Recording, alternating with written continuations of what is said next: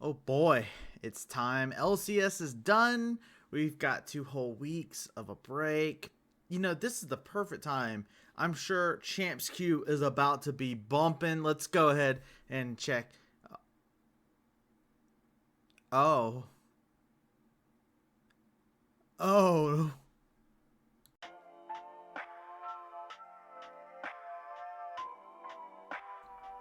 So, it happened again. Unfortunately, Champions Q is gone again. Unfortunate timing with everything that's ongoing. If you're not aware, at the time of the recording of this video, LCS just finished up its first half of the season and its first week of the second half. It's a very interesting timeline. Basically, we got a 2-week break that's coming up, and whether it's because of everybody's favorite pew pew game coming into the fold or just needing to try and fix the schedule since there is only 8 teams in comparison to the 10 that we had before, they have to have this 2 weeks. So what does that mean for us? It means we're starved for league content, honestly, when it comes down to the LCS. And you know what? What better place to be able to find it than Champions Queue? Champions Queue is a great way to be able to find some of that content. You get to see some of your favorite pro players playing against some of the aspiring pros that are out there. It is basically the answer to solo queue, because NA solo queue is kind of trash when you get up to the higher tiers. Why is that? You got win traders, one tricks that tend to ruin the experience for the pros, which is a big reason that they tend to cite whenever it comes down to it. Between those, the ping difference, because the servers are based out of Chicago and not LA, solo queue doesn't give them the best example of, what can I do to better improve myself?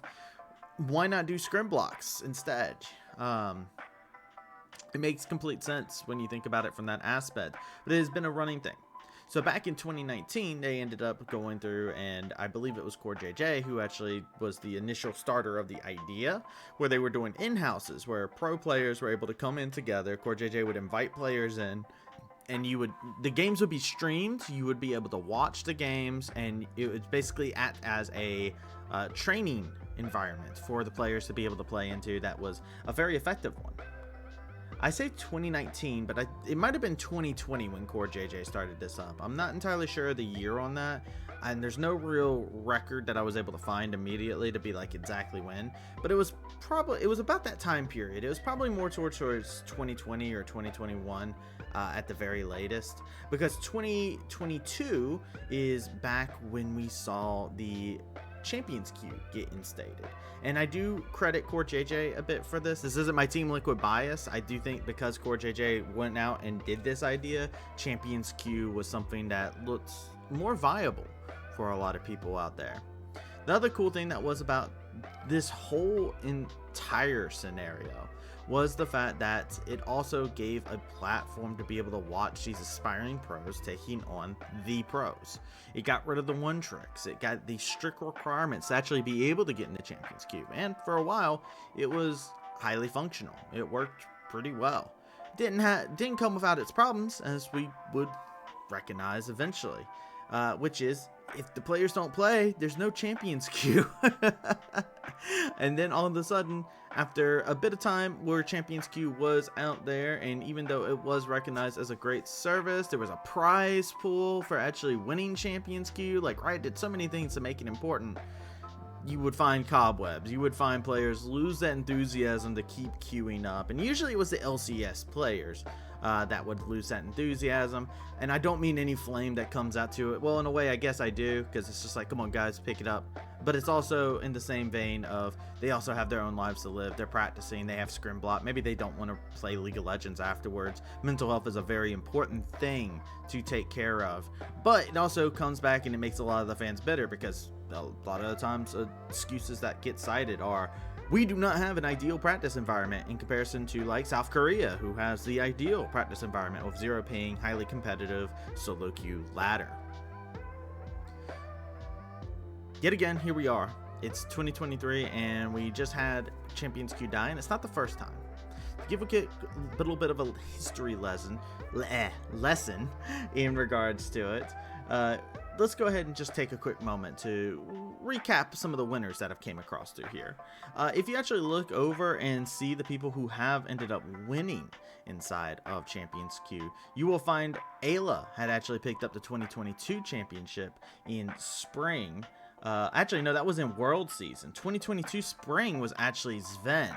And then Arrow took in summer. I had it reversed in my head for a moment there. But Ayla was the one that was able to come out on top, who was at the time, I believe, still playing as the Academy support back when it was still called Academy, was still playing over there inside of it. And was, I don't know, believe they had made their transfer in just yet into competitive play just yet. They didn't get to make that until 2023 spring, which they were very highly touted, very highly anticipated. 2022 spring season champion was Ven, grind lord at the game, and was absolutely clapping fools. Arrow, who I believe was on IMT's Academy team at the time, but no stranger to success either when it comes down to that, as they were an LCK champion playing on KT Arrows. Very, very solid mechanical player that never got to really have their time to shine here inside the LCS, despite being mechanically very, very good at League of Legends. And then, of course, like we said, Ayla, a young prospect that was coming in, has been playing inside the Academy for about 2 years now, if they believe at this point in time. Since it would be 2022 World Season, it would probably be about 3 years for Ayla that they would have been playing over here in North America. So a pretty big thing to be able to take note of, and it was a nice thing to kind of kick it off and be like, yo, this person going pro next season, ayo. After that, the website stops getting updated for Champs Queue. So if you didn't know, if you go in and type in Champs Queue, you can actually, LoL Esports has a website dedicated to it. It has not been updated since spring 2023. Just feels like it is way the too winner much. of that one was APA, actually, who came out on top in terms of spring 2023. But since then, Champions Queue has definitely had its rocky moments in which we found it struggle to maintain a steady player base. Servers moved over to Chicago. We started seeing some of the LCS players say the reason why they won't play is because of the fact that it is in Chicago. A couple weeks ago, they made the decision to actually, as we go back into 2023, a couple weeks ago, they made the decision to move the server back from Chicago after bringing it up during the preseason, which it was very successful, by the way. I should have some footage rolling throughout this of some of the footage that was ongoing during this time period. Shout outs to Kangas for making sure to let me use some of that footage, because Kangas was one of the people I was watching alongside with Cubby as well for Champions Queue coverage. It was a very entertaining time, especially because it was preseason. It was just very cool to actually be able to, you know, see everything that was going on and what kind of spice and everything nice that these players were willing to lay out.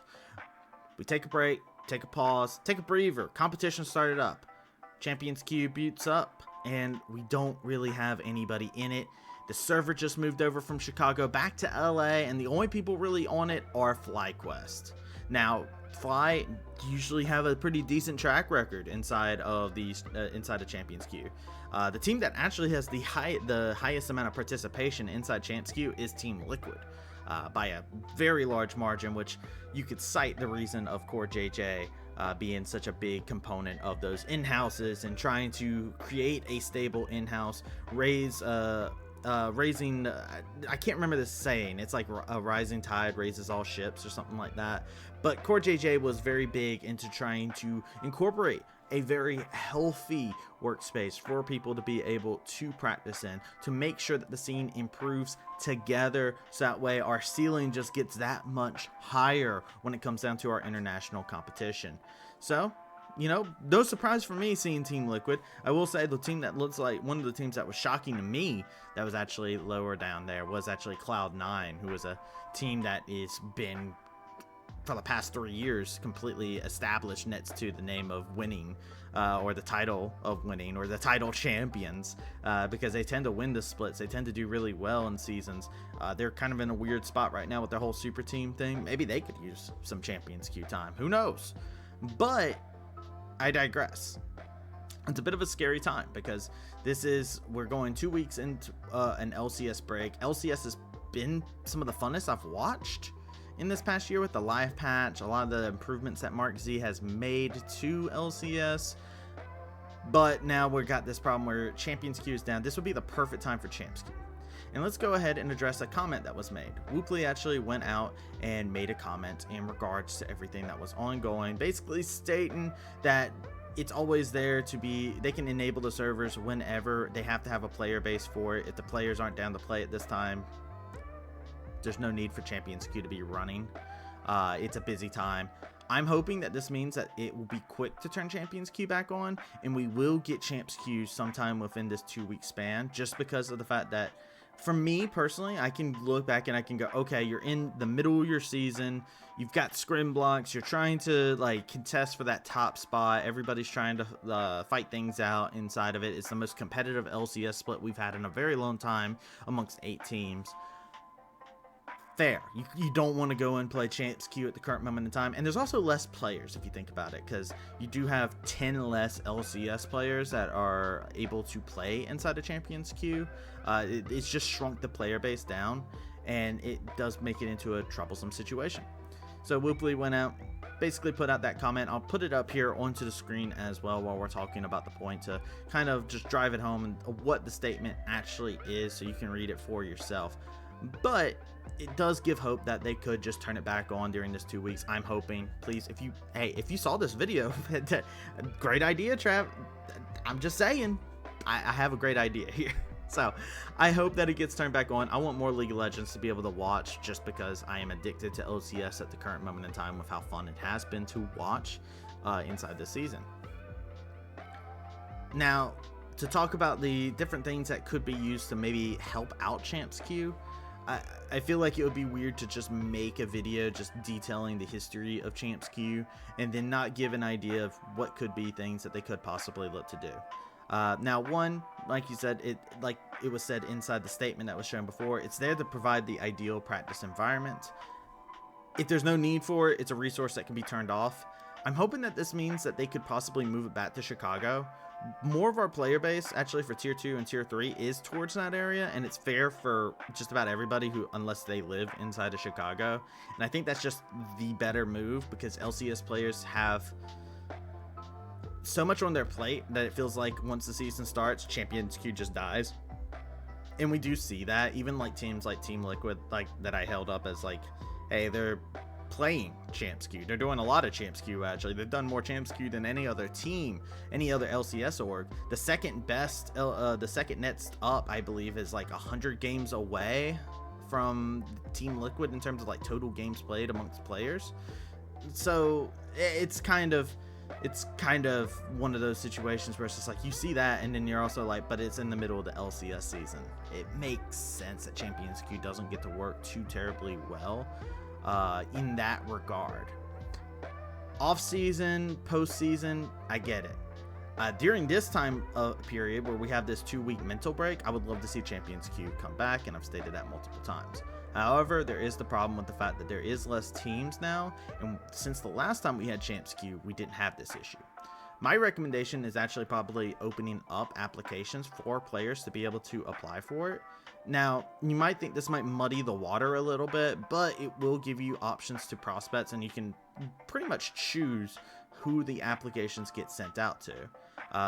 Would this be something that I think would happen? I don't think so, but I would love to see them actually reach out to some of the collegiate players that are at the top of their game. Maybe make it to where if you're a collegiate player masters up, you could possibly apply for this system. And I feel like that should still be able to give to it. But then there's also like CLOL does have one tricks, so do you open it up that way? Because there's a lot of one tricks that are like Grandmaster Challenger players that did end up getting into CLOL. So there's no perfect solution, but I do think they have to open it up and try to figure out how they're going to get other players in. The bad thing is, of course, like you're going to deny content creators, and content creators are gonna be like, man, what do you mean I can't play my my Fizz AD carry? What do you mean I can't make a YouTube video right after this with the clickbait title of I played Fizz AD carry and you never get to figure out how it turned out? Whoa! Like, it's one of those things where it's like I totally get why they can't in that regard, but maybe that's an option that they end up looking into. Either way, I do think that the player base is the thing. I hope that we get back into it. It's a good practice environment. And not only that, I brought up the fact that there are co-streams that are going on. LCS casters and NACL casters seem like they have the ability to be able to stream the games, which is really cool because they get to call and kind of just like sit there. They're not really like casting. They're more like chill watching, vibing, talking with everybody. And I thought this was a really cool thing from an outside perspective, because you don't get actually a lot of time to interact with the casters.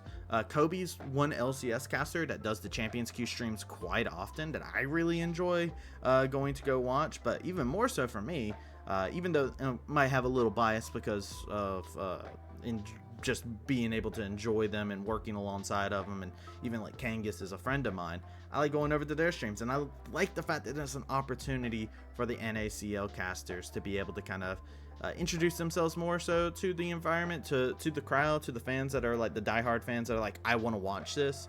I think it's really cool. It's one of those things that don't get talked about too terribly often. NA talent is everybody. It's production. It's the broadcast crew. It is everybody. And it's a very weird thing that kind of comes across. So I like the fact that we do get to see some of those players, because even then, like Cubby and Kangas is like the two major ones that I'll bring up right off the get-go. They're very player narrative driven, so it's very cool to kind of have them tell people about like, hey, this is something that you could look out for with this player, X player. This is a cool thing that's happening here. They give you some developing storylines, which I think is very, very cool. So that's pretty much it. I just wanted to talk about the state of Champions Queue, hoping that it will come back. It's dead again. It will rise from the grave. That's my prediction. It will come back. There's no way it won't. I've seen some people say just dump it, don't provide the resources into it, but I don't know how many resources actually are. I don't think it's like a big thing that's dumping money from them or anything of that sort. So hopefully they just turn it back on and once we have this 2-week period, and who knows, that will, you know, make it to where we're have some more League of Legends to be able to watch during this long and this long cold break that we're having to take. With that being said, if you have any other topics you would like to hear me talk about, feel free to let me know down in the comment section down below. Be more than happy to touch on those as well. I've got a couple different ideas on different things I would like to talk about, any changes to the format or things I had. I really just wanted to throw my thoughts out there, as I was just like, you know what, this 2-week break is going to suck without Champs Queue, and it just got turned off like last week. So anyways, I hope you all have a good rest of your day, and I suck at outro, so yeah, you stay hydrated. Haha. Yeah, I said that last thing I did, I think. I don't know. Anyways, have a good one.